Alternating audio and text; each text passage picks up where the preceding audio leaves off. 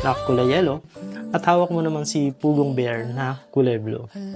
Ngayon, sa kasal kasi, nagpapalit sila or pag binibigyan mo ng singsing ang isang tao, meron kang parang vow na tinatawag, di ba? So, practicein natin ang inyong wedding vows. At ang gagamitin natin ay ang inyong mga bears. Siyempre, si Pugong, ibibigay mo sa kay Krishna. At siyempre, si Krishna naman ay ibibigay mo naman kay Pugong. Dahil yan ang itatago mo. Ang itatago mo ay si Krishna Bear at ang itatago mo naman ay si Pugong Bear. Okay. So, gawin natin ang inyong wedding vows. Krishna, tanggapin mo ang bear na ito. Tandaan ng aking pagmamahal sa iyo.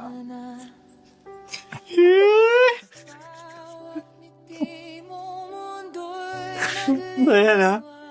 Ingatan mo yung bear na yan. Iingatan mo yan. Okay. So, napakasimple pero grabe, buong buo. Nandun na yung pagmamahal. Sige.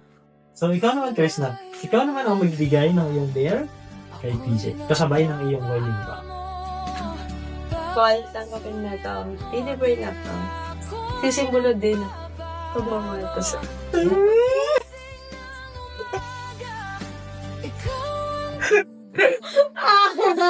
Isa sa mga bagay kasi na nasabi Hello guys. Good evening dito sa Saudi. Dito ay 11:15 ng gabi. Hindi na ako nagmalansya kasi marami. Mga busy ngayon kasi gawa ng madaming trabaho ngayon. Kaya ngayon lang ako nakapag-reaction sa upload ni Toots TV PH dun sa ating shoutout para sa iyo, Sir Jason. At saka dun lang ako ngayon lang ako nakapag-react kasi hindi pa naalis yung kilig ko. Grabe yung mga sagutan ng Chris Pao dun sa kanyang interview. Dun mo talaga makikita na hindi na teleserye. Kayo, sa palagay nyo, ano yung nakikita nyo na sa kanila? Kasi para sa akin, hindi na teleserye. Totoo na sila. Kilig na kilig ako. Grabe.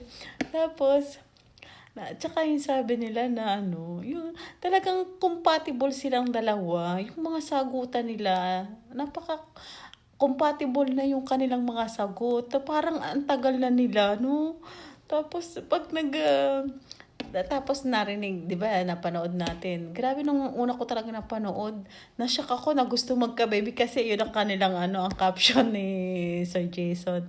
Yung gusto na nilang magka-baby. Sabi ko, hala, napaganda ko. Hala, hindi mo kasi kinakasa magkaka-baby na. Pero kung papanoorin natin, yung pinakadulo, lahat ng mula sa umpisa, talagang malalaman nyo yung tunay na sinabi nilang gusto nilang magka-baby. Yung pala, gusto nilang magkaroon ng little Chris Pao. Ala, ang kakatawa naman yung naisip ni Sir Paul. Yung may little Chris na, tsaka may little Chris Pao. Ala, nakaka-excite. Tapos, yung sinabi nga yung sila'y nagbow. Talagang pinag-uusapan nila yung kasalan, di ba? Yung alam mo na hindi pa sila nag-a-announce ng official na talagang sila na. Pero ang pinag-uusapan na yung kasal. Grabe ako'y tuwan-tuwa nung pinapanood ko. Alam mo, mula pagka-umpisa. Kasi nung nag-notification sa akin si Toots TV PH sa akin, binuksan ko na agad kasi nga, 'di ba, bago mag-interview, merong ipinost si Sir Jason na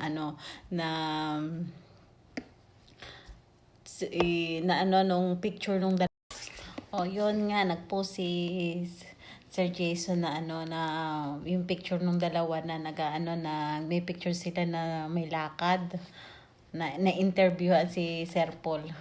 Tapos nung sabi ko may interview siya kay Toots TV.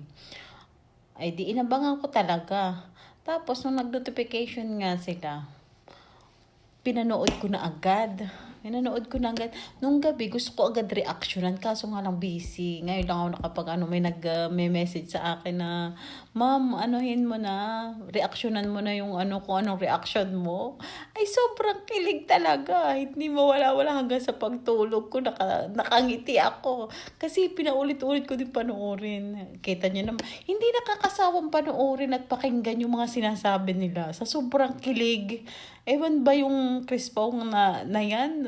Maraming, stress reliever din sila eh. Kaya sila maraming nanonood sa kanila. Ang tataas ng views nila. Ang gaganda ng kanilang ng takbo ng teleserye pa. Tapos di nung sinasagot na ni Chris na yung vow ng para sa wedding, gusto nila sa church, simple lang, sa Davao. Tapos doon ako natawa sa yung kung saan mag-honeymoon sila. At 'di ba sabi ni Chris na doon sa bahay ng kanyang lola kasi unique. Tapos sabi ni Sir Paul, sabi ni Sir Jason, ikaw, PJ, saan mo gusto? Sabi naman ni Paul Alam nga naman ako mag-isa mag-honeymoon doon. Kung gusto ko, syempre, doon ako Ay, grabe, ang kilig naman ng Chris Pao na yan. Alam nga naman, doon ako mag-isa mag-honeymoon kung gusto ko doon sa dagat. Syempre, doon ako kung saan yung aking tatawa talaga ako. Tapos gusto nila siyempre sa Davao, irerespetuhin niya yung ang pagpili ni Chris na siyempre babae. Sabi nga niya, nagtaka nga siya, bakit kasala na ang pinag-uusapan? Tapos nandoon na. Tapos sabi niya ang kay Chris na doon sa yung time, yung chocolate. Yung chocolate, di ba chocolate ang kanilang pinili? Ang gusto nila chocolate. Tapos ang next na ang sagot, ang tanong yung tanghali ba o gabi umaga? Ang kanila gabi at saka tanghali. Natatawa talaga ako kung iisipin mo yun Siyempre, alam mo tayo matatali. Kaya nga, sobrang nakakakilig talaga ang Chris Pao. Walang hindi, yung mga matatanda na nabubuhay yung kanilang mga dugo. Nabubuhay yung kanilang mga kilig. At saka kay Madam Nora, yung Nurse Nora, yung nagre-reaction din sa Pugong Behero. Kinikilig na rin siya. Hindi kasi, kahit sino naman ang manood talaga, makikita mo dun yung kilig. At saka sila, compatible talaga yung Chris Pao. Kasi siyempre, si Sir Paul, may edad na. Na si Chris na, bata pa. Parang mas maganda kasi din, para sa akin mas maganda yung matandaan lalaki kaysa sa babae. Para sa akin. Kasi parang, ang nagdadala kasi yung lalaki. Mahirap kasi pag bata ang lalaki tas matanda ang babae. Pero depende sa mga nagiging magpartner.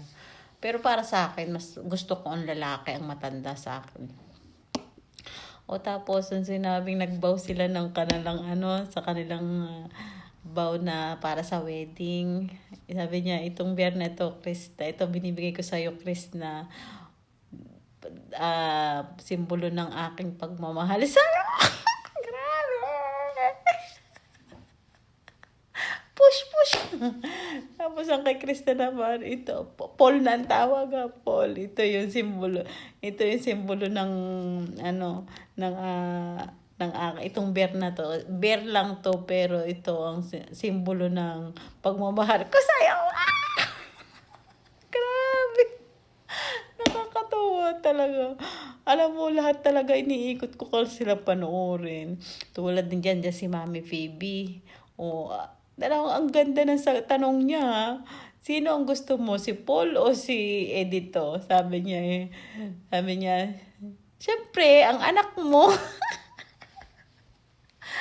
Malamang yung anak mo. Ayun ang kanyang sagot. Nakakatawa. Ang saya-saya talaga nila. Parang open na talaga si Krishna sa family ni Sir Paul. Sa totoo lang. Yun ang nakikita ko talaga. Tsaka parang totoo na yung iba. Kasi mahihiya. Pero si Krishna magaling siyang makisama. Kita sa kanya natural ang kanyang kilos. Natural yung salita niya. Madali siyang, yung maano siyang makijoin. Maka-pick up din. Maganda din. Matalino si Krishna sa totoo lang. Kaya tayo, abang-abang tayo sa pamamanhikan ni Sir Paul. Dito na lang ang aking reaction. Kaya thank you for watching. Subscribe, like, and share. Maraming salamat. Merry Christmas!